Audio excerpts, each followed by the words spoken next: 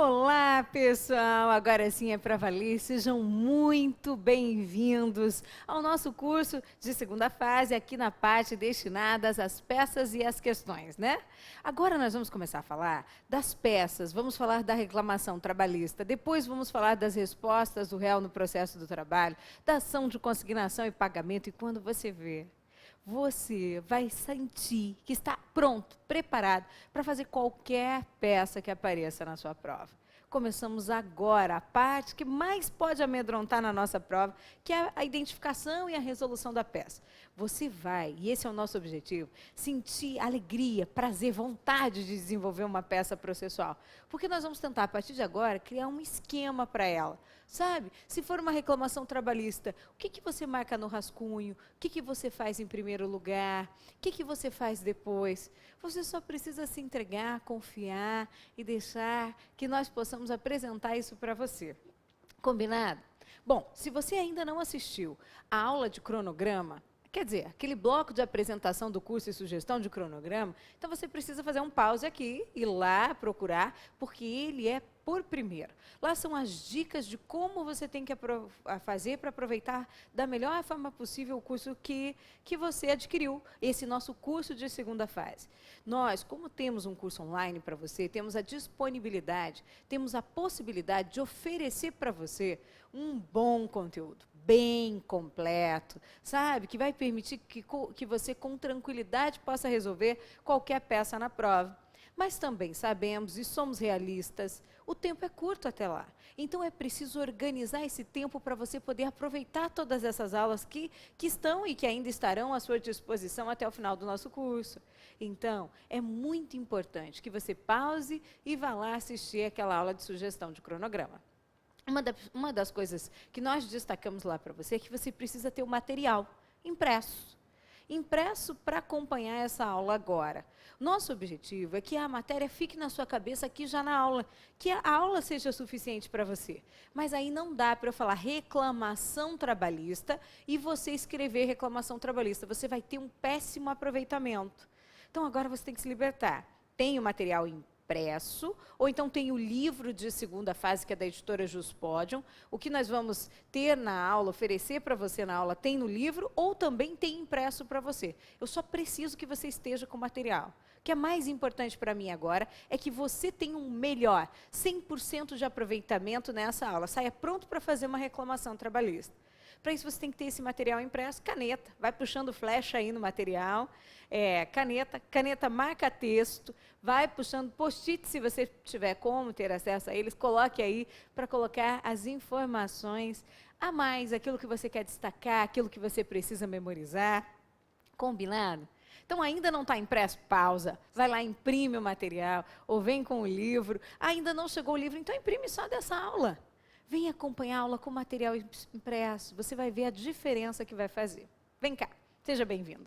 Gente, a nossa primeira peça de hoje é a reclamação trabalhista no processo do trabalho. Hoje, na próxima aula, nós também vamos falar de reclamação trabalhista da estrutura, do que pode aparecer, daquilo que você tem que saber, como fazer fato, fundamento, pedido, pedir reflexos. Como eu peço reflexos? Aqui você vai ter uma boa noção. Isso somado às aulas de direito material, que você tem lá com o professor Rafael, que está tudo disposto no cronograma, vai fazer com que você formule qualquer pedido. Muitos nós vamos ver aqui como exemplos, e depois você vai ver outros com ele para encaixar aqui, certo? Então, vamos lá. Estrutura de uma reclamação trabalhista. Quais são os tópicos? Ter a visão do todo sempre vai fazer você sentir melhor a matéria. Então, a reclamação trabalhista, ela tem um primeiro tópico. Preliminar, então, preliminar. Depois, mérito, pedidos e requerimentos finais. Preliminar, mérito, pedidos e requerimentos finais. Quando você vê isso aqui, a ideia é ir colocando na cabeça. Vai ter um momento que vai ter a preliminar, ainda que você não saiba como elas serão. Preliminar. Depois, mérito, pedidos e requerimentos finais. Certo? Ótimo. Vamos voltar bastante nisso. Quando nós começamos a desenvolver uma reclamação trabalhista, essa estrutura vai ficar disposta nesse esquema aqui, ó, que você vê aqui. Então, vai ser assim, ó, vai ser endereçamento, nós vamos dirigir para o juízo do lugar da prestação dos serviços, e aí eu já vou detalhar isso com você. Mas já ouça, você vai dirigir para o excelentíssimo senhor doutor juiz da Vara do Trabalho de... Porque um dos requisitos da petição inicial é que você dirija para o juízo. Excelentíssimo senhor doutor juiz da tal vara, quer dizer que você está dirigindo para aquele juízo, certo? Juízo daquela vara do trabalho. É de praxe escrever excelentíssimo senhor doutor juiz da Vara do Trabalho de... De onde? Se o examinador te der, esse é o local, é do local da prestação dos serviços. Da prestação dos serviços desse empregado. Então, é isso que eu espero que você faça. Tem aí no material impresso, puxe uma flecha e coloque uma observação a mais que você queira. Mas esteja livre, com as mãos livres para guardar como é que é o endereçamento. Excelentíssimo senhor doutor juiz da Vara do Trabalho de... Aí nós vamos ver, vai chegar o momento da qualificação, nome do reclamante. Aqui nós vamos ter duas opções, que eu vou já demonstrar para você. Vai vir a qualificação do reclamante. Aí nós vamos propor reclamatória trabalhista pelo rito, em face de nome do reclamado. Depois disso, você vai escrever qualificação e endereço completos, vai qualificar o reclamado e escrever pelas razões de fato e de direito a seguir expostas. Nessa hora, uma sensação de abandono vai tomar conta de você na hora da prova, porque a parte toda memorizada já está pronta. Então, uma voz vinda do além vai dizer para você assim, você vai se acostumar bem com isso. Pense na estrutura da petição. Depois a Bruna vai achar ali, ela faz umas magias e ela vai descobrir uma forma de botar um link para você lembrar da estrutura. Aí vem 1, preliminares, 2, mérito, 3, pedidos e 4, requerimentos finais. Na hora dos requerimentos finais, você vai lembrar comigo de 3 coisas. Notificação, produção de provas e procedência dos pedidos. Nós vamos atribuir um valor à causa e vamos finalizar para dar sorte. Nesses termos, pede deferimento, local e data, advogado, OAB, número. Certo, gente? Agora vem cá. Quando você tem essa estrutura, agora nós vamos detalhá-la. Essa é só a visão geral, não deu nem para guardar ela ainda, mas nós vamos detalhar. Qual é, então, a primeira parte que vem lá em cima? O endereçamento. Para onde que nós vamos dirigir? É o momento de guardar. Nós vamos dirigir para o juiz do trabalho do lugar da prestação dos serviços. Vamos dirigir para o excelentíssimo senhor doutor juiz da Vara do Trabalho de... Então, excelentíssimo senhor doutor juiz da Vara do Trabalho de... Eu vou deixar um espaço para a indicação da vara. Eu não sei qual é a vara do trabalho em que vai tramitar a reclamação trabalhista. Deixa um espaço. Deixa um espaço no final também, porque eu não sei qual é o lugar da prestação dos serviços. Quando em determinada localidade não houver vara do trabalho, a lei vai investir o juiz de direito da jurisdição trabalhista. A lei é quem vai investir. E aí, nesse caso, o examinador teria que te dar esse caso, teria que te relatar essa situação e dizer qual é o juízo competente. Aí você vai dirigir para o juízo lá da vara civil. Excelentíssimo senhor doutor juiz de direito da tal vara do trabalho da comarca de... Isso nunca apareceu nas nossas provas, mas a matéria convém que você saiba. Está lá no artigo 112 da Constituição. Nas comarcas onde não houver juiz do trabalho, a lei pode investir o juiz de direito da jurisdição trabalhista. Então, gente, se eu voltar com você ali naquela estrutura anterior, estou voltando, aquela que você tem completinha, você vê, excelentíssimo senhor doutor juiz da Vara do Trabalho de... Nós vamos deixar uma linha ou nenhuma linha, porque o examinador, ele dá para você um número fixo de linhas na hora da prova, 150 linhas. E você tem que trazer tudo que você quiser apresentar para correção ali naquele número de linhas. Você não tem nenhuma outra linha a mais. Então, essa é a hora que você tem que aproveitar. É um momento de economia de linhas, não posso ficar pulando. Ariana, se eu pular, vou ter problemas? Não. Não mais. Se você não pular, certamente você não vai sentir falta de linhas lá no final. Se você pular 10 linhas aqui, pode sentir falta das linhas no final, e isso seria muito ruim. Então, o que você vai fazer? Escreveu, excelentíssimo senhor doutor juiz da Vara do Trabalho de... Escreve 10 linhas. Pronto. Isso quer dizer para o examinador que você deu o espaçamento de 10 linhas. E logo embaixo você começa a qualificação, certo? Qualificação primeiro do reclamante. Como que é a qualificação do reclamante? O item 2, então, depois dessa estrutura. Veja lá, item 2, qualificação. Nós temos duas possibilidades na prova, gente. Ou o examinador deu para você os dados, então pode ser que ele tenha fornecido os dados do reclamante e do reclamado, do reclamante e do reclamado. Que dados são esses? Nacionalidade, estado civil, profissão, RG, CPF, CTPS, PIS, endereço eletrônico. Pode ser que ele tenha dado todos esses dados e pode ser que ele não tenha dado todos esses dados para você. Se ele não forneceu os dados, você vai seguir um outro caminho. Se ele forneceu os dados, você vai utilizar os dados fornecidos pelo examinador, naturalmente. Se ele deu, ele quer que você utilize esses dados fornecidos aqui por ele, ok? Se o nosso examinador não fornecer os dados para você, você não tem nacionalidade, estado civil, RG, CPF, CTPS, PIS, endereço eletrônico, você não tem, então você só vai utilizar essa expressão, como ocorre na maior parte dos casos, que é assim, ó, qualificação e endereço completos. Você vai pontuar. Ariana, eu escrevi por extenso qualificação. Escreva assim, qualificação e endereço completos? E aí o examinador vai pontuar. Nesse primeiro caso que você tem aqui no seu material, o examinador não nos deu os dados. Então, olha como é que ficou. Nome do reclamante, que nós podemos colocar em caixa alta. Imagine que aqui está a margem. Nós encostamos na margem. E aí escrevemos nome do reclamante em caixa alta. Aí colocamos, não temos os dados, não temos nacionalidade, estado civil, profissão, RG, CPF, ele não forneceu dado. Ele só me deu o nome do reclamante. O que eu faço? Coloco o nome dele aqui, escrevo qualificação e endereço completos, do jeito que você está vendo aqui, certo? Agora relaxa. Em todas as nossas petições, nós vamos utilizar a seguinte frase.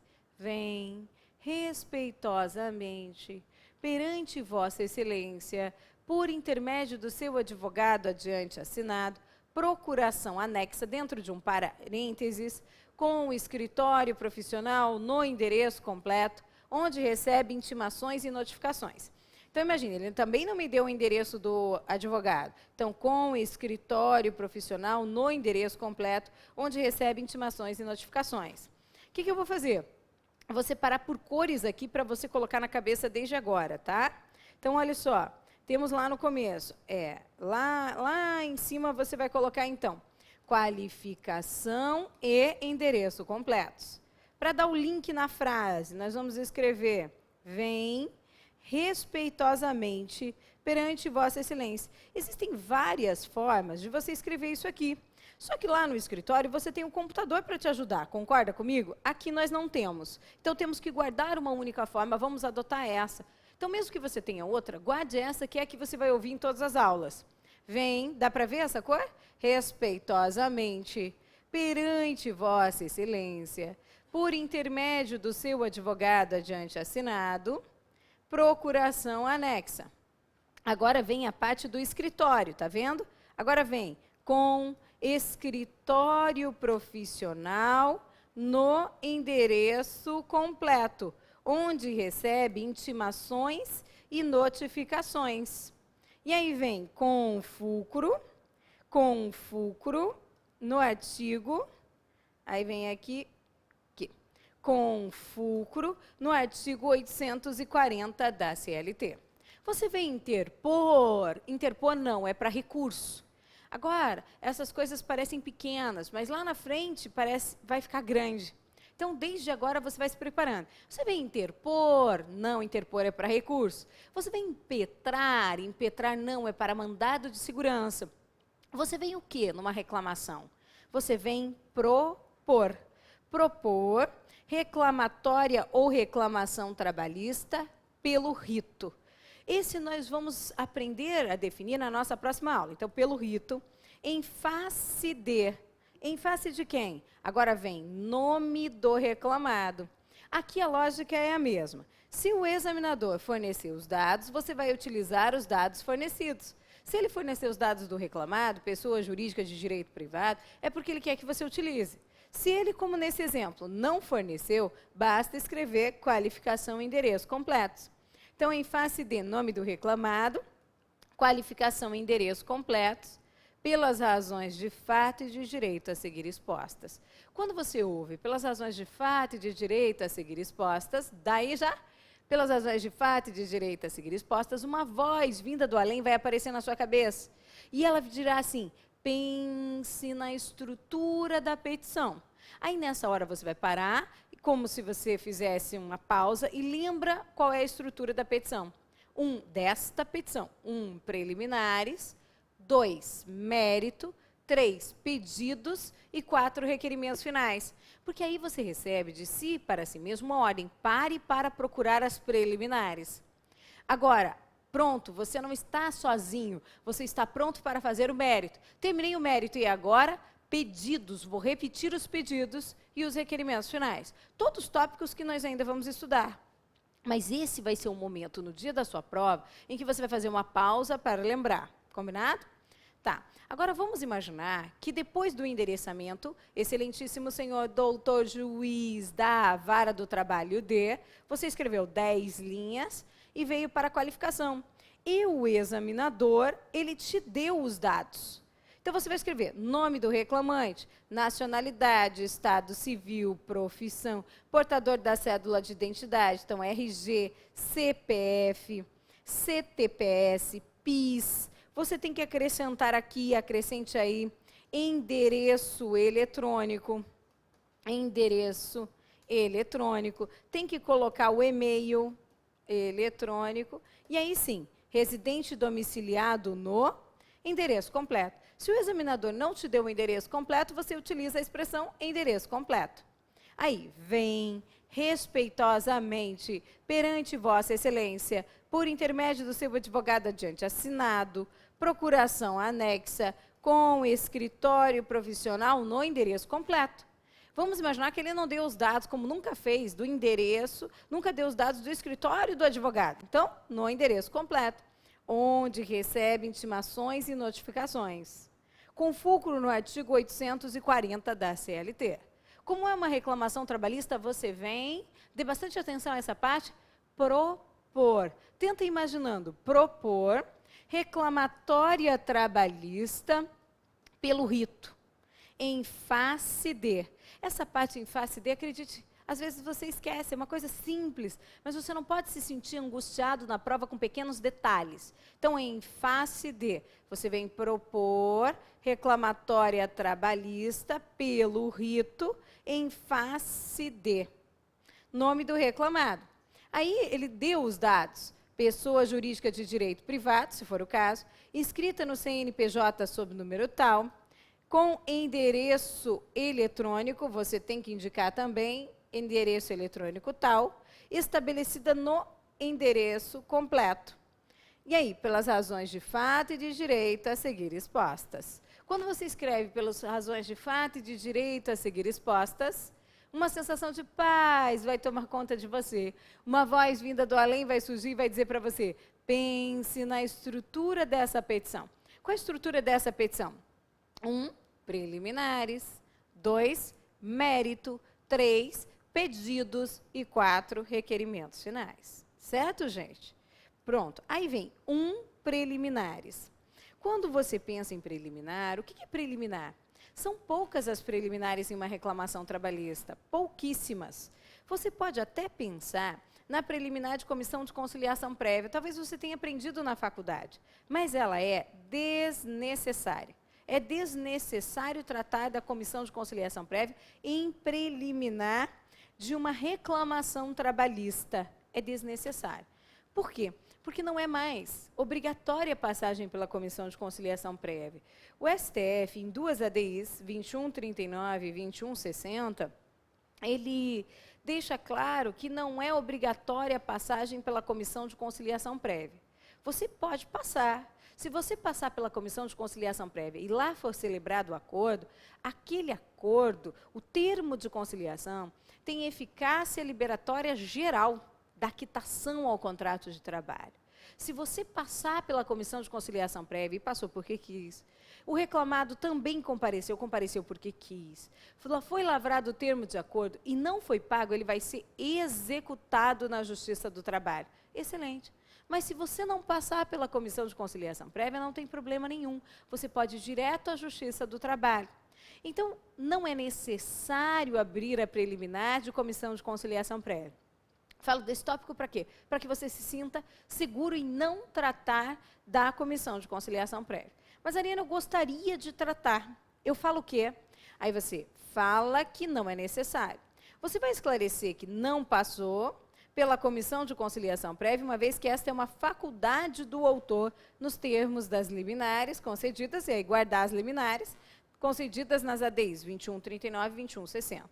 Ou você pode dizer, eu passei pela comissão de conciliação prévia e não foi celebrado o acordo. Mas preciso que você tenha a tranquilidade de saber que não é necessário falar da comissão de conciliação prévia. Quando que eu vou me pronunciar sobre comissão de conciliação prévia na prova? Quando o examinador trouxer a comissão na proposta, disser que foi feito o acordo na comissão de conciliação prévia e que, apesar do acordo celebrado, o autor ajuizou a reclamação trabalhista. Aí é lá na contestação, em preliminar de contestação, que você vai dizer que ele não poderia ter ajuizado a reclamação trabalhista. Mas se ele não falar em comissão de conciliação prévia na prova, você não precisa, aqui na reclamação, chegar e dizer, olha, estou ajuizando a reclamação aqui, mas eu já passei pela comissão. Você não é obrigado a passar. Ou então dizer, eu estou passando pela comissão, estou chegando aqui na Justiça do Trabalho, porque eu passei pela comissão e não foi feito o acordo. Você não é obrigado a passar. Então, aqui na reclamação, você pode deixá-la de lado, certo? Certo. O que então é preliminar? Primeiro caso, tramitação preferencial do feito. Nós vamos pedir a tramitação preferencial do feito em algumas hipóteses. Primeiro, quando o reclamante for idoso, quando ele tiver idade igual ou superior a 60 anos, certo? Quando o dissídio versar só sobre salário. Quando o dissídio for originário ou originado pela falência do empregador. Quando o empregado for portador de doença grave, ou então, quando ele se tratar de pessoa com deficiência, à luz do estatuto lá da deficiência. Agora, olha só, à luz do artigo 2º do estatuto, do artigo da Lei 13.146 de 2015, quem se considera pessoa com deficiência?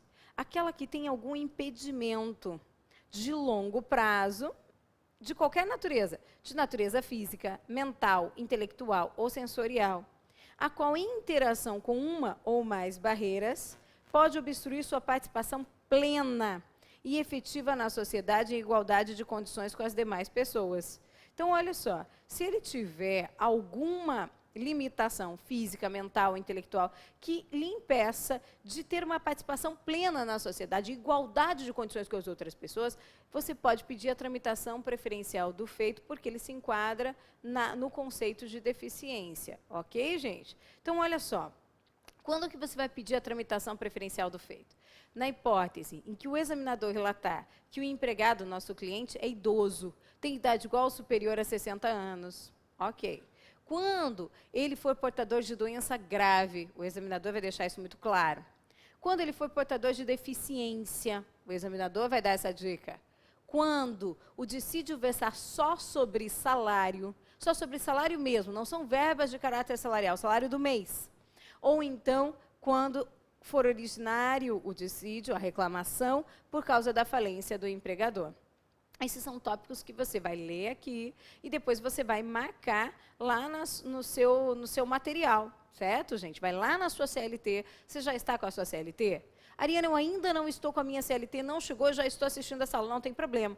Faça uma listagem de leis que você vai ter que ler na sua CLT. Está lá, idoso, artigo 71 do Estatuto do Idoso, artigo 1048 do CPC, artigo 652, parágrafo único da CLT, você anota do ladinho. Mais uma hipótese do 652, parágrafo único da CLT. Aí, portador de doença grave, está lá 1048, inciso 1º, e a Lei 13.146 de 2015. Então, você vai colocar como se fosse uma colinha para você estudar. Não para levar para a prova jamais, né? Só para você estudar. Quais são mesmo as hipóteses de tramitação?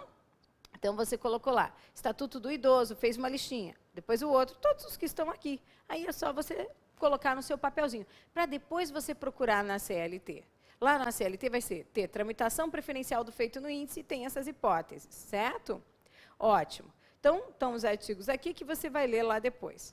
Qual é a outra hipótese de tramitação? Ah, só um detalhe. Quando você estiver diante de um caso de tramitação preferencial do feito, o que você vai fazer? Você vai abrir um tópico, então, preliminar. Preliminar. Aí, 01, tramitação preferencial do feito. Tramitação preferencial do feito. Aí, como que você faz com as margens? Não tem lei. Só que você tem que apresentar a sua petição de uma forma organizada. Então, o que eu sugiro para você?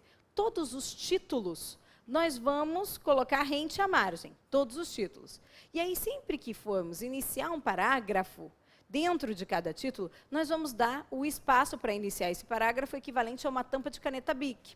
Aí você vem escrevendo até o final, e aí continua na próxima linha, continua na próxima linha. Vai começar um outro parágrafo, deixa o espaço equivalente a uma tampa de caneta Bic. Isso que você vai fazer, certo?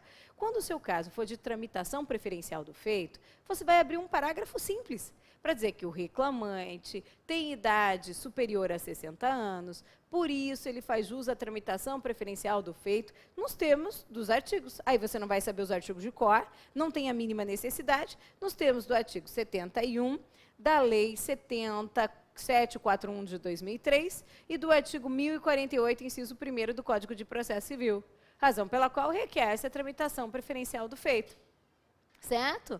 Ou requer-se a tramitação preferencial do feito, tendo em vista que o reclamante tem idade superior a 60 anos nos termos desses artigos. Simples, bem simples, só para dizer, requeiro a tramitação preferencial do feito, tendo em vista que o dissídio versa só sobre salário, nos termos do artigo 652, parágrafo único da CLT. Ou por quê? Decorreu da falência do empregador nos termos do artigo 652, parágrafo único da CLT. Tudo bem? Um parágrafo, bem simples. Qual é a outra hipótese de preliminar aqui? Então, você tem dois tipos de preliminares em uma reclamação trabalhista. O primeiro são essas hipóteses que vimos agora, de tramitação preferencial do feito. A outra hipótese é a de gratuidade da justiça ou de assistência judiciária gratuita. Aí é preciso distinguir essas hipóteses. Você vai, em preliminar de reclamação, já pedir os benefícios da gratuidade da justiça ou da assistência judiciária gratuita. Lado a lado, nós vamos colocar aqui as características para você lembrar. Gratuidade da justiça, assistência judiciária gratuita. Quando que o reclamante ou reclamado é beneficiário da gratuidade da justiça aqui no nosso processo? Bom, os requisitos estão lá no artigo 790, parágrafo 3º da CLT. Vou colocar aqui, ó, 790, parágrafo 3º da CLT. Quem pode ser beneficiário? O empregado ou o empregador. Quando que o empregado é beneficiário da gratuidade da justiça? Quando ele recebe salário igual ou inferior a 2 salários mínimos, ou quando ele ganha mais, mas declara que não tem condições de demandar sem prejuízo de seu próprio sustento ou de sua família. A situação econômica do reclamante tem que ser verificada por você na data do ajuizamento da ação. Pode ser que o empregado ganhasse muito dinheiro antes, muito dinheiro. Só que, no momento do ajuizamento da ação, ele está desempregado e está passando por sérias dificuldades financeiras. Nesse caso, eu vou pedir para ele os benefícios da gratuidade da justiça. Não importa o quanto ele quer na reclamação e também não importa quanto ele ganhava antes. O que importa é a situação econômica do empregado no momento da propositura da ação. Certo? Então, os benefícios da gratuidade da justiça podem ser concedidos a este empregado ou ao empregador. Para o empregador, só observe o seguinte, não milita a favor do empregador. O que é uma pessoa que tem condições de contratar outra para trabalhar a seu favor, a presunção de pobreza, não é verdade? Você tem empregados, então não milita a seu favor a presunção de pobreza. Por isso, a palavra para o empregador é comprovar. Ele também pode requerer os benefícios da gratuidade da justiça, mas ele tem que comprovar que não tem condições de arcar com as despesas do processo. Estou aqui distinguindo a justiça gratuita, ou a gratuidade da justiça, da assistência judiciária gratuita para você. Vou continuar no próximo bloco. Não sai daí, combinado? Até já!